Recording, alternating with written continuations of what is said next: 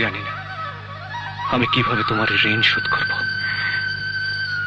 এই ঘা শুকিয়ে যাবে, দাগও মিলিয়ে যাবে, কিন্তু আপনার রক্তের ঋণ তার চেয়ে বেশি আমি ঋণী। যদি গুলিটা বুকে লাগতো কি হতো? মারা যেতাম। আমাকে একা রেখে?